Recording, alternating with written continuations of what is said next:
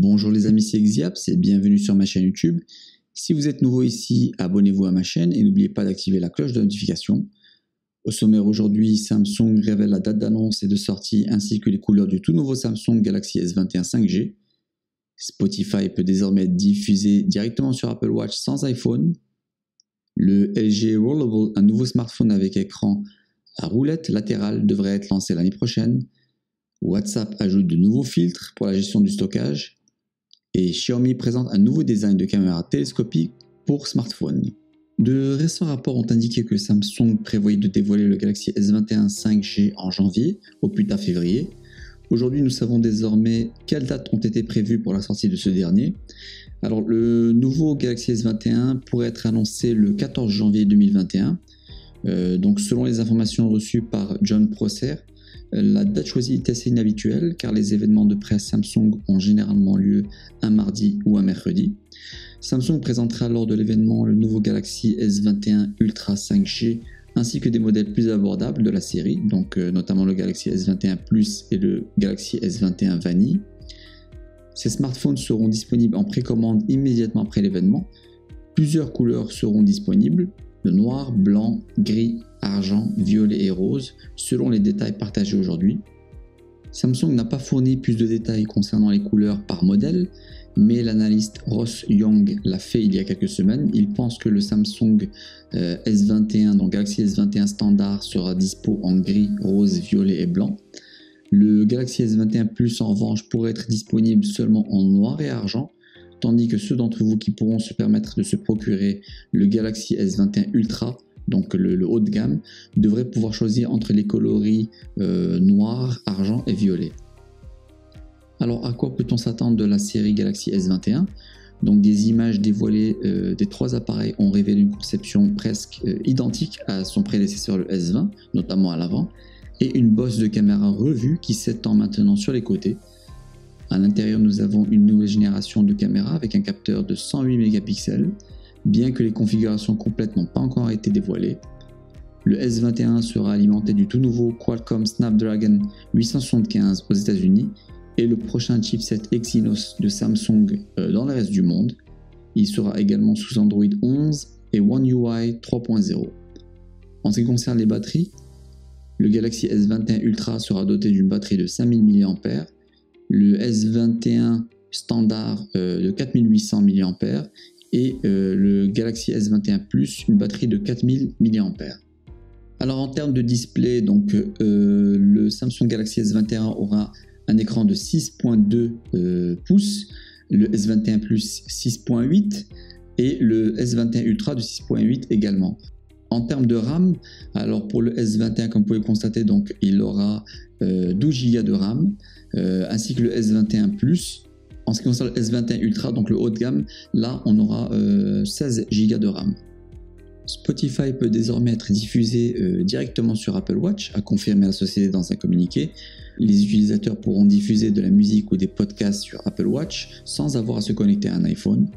Spotify avait commencé à tester cette fonctionnalité auprès d'un groupe limité en septembre et étend maintenant l'option de streaming direct à tous les utilisateurs. La fonctionnalité serait disponible sous forme de mise à jour. Pour le moment, cette fonctionnalité n'est pas encore disponible pour tous les utilisateurs d'Apple Watch. Les utilisateurs pourront diffuser de la musique et des podcasts sur Spotify sans utiliser leur iPhone grâce à la nouvelle fonctionnalité. Cependant, l'écoute hors ligne ne semble toujours pas être une option sur Apple Watch. Le site allemand Makerkopf a signalé que plusieurs utilisateurs voyaient la fonctionnalité apparaître sur leur Apple Watch. Une image partagée par la publication affiche le message suivant sur Apple Watch: souhaitez-vous diffuser Spotify sur votre Apple Watch? L'option de streaming de Spotify pour Apple Watch a été déployée à un grand groupe de personnes au cours du week-end. Selon le rapport, les utilisateurs peuvent accéder à leur bibliothèque musicale via Wi-Fi ou réseau cellulaire avec l'application Spotify sur Apple Watch et écouter via des écouteurs ou des haut-parleurs Bluetooth.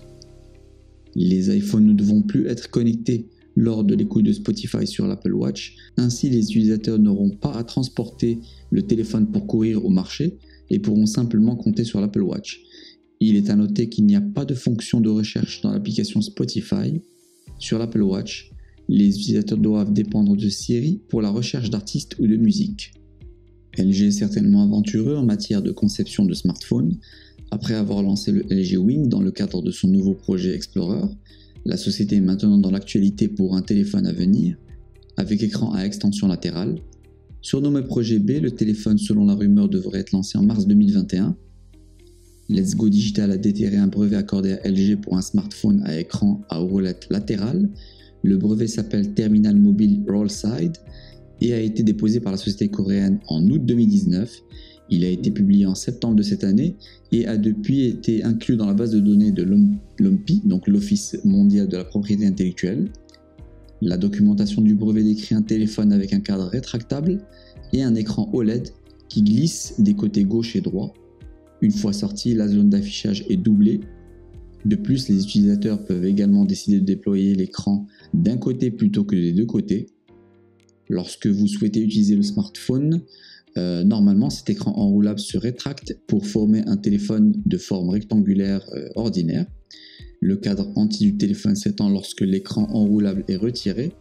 Pour ce faire, LG aurait utilisé un deuxième cadre qui sort du corps principal. LG utilise apparemment des engrenages de scie et des éléments élastiques pour que l'écran puisse entrer et sortir en douceur. L'entreprise mettra également en place un mécanisme pour éviter que l'affichage ne se déploie involontairement. Le brevet de LG indique également que l'écran ajuste automatiquement l'orientation en fonction de l'état déployé. Dites-moi dans les commentaires si vous serez prêt à acheter le LG Rollable et à quelle tranche de prix. L'application WhatsApp apporte une autre amélioration importante à ses utilisateurs, donc de nouveaux filtres pour la gestion du stockage. Alors pour ceux qui utilisent des smartphones avec un faible stockage, les nouveaux filtres seront d'une grande utilité.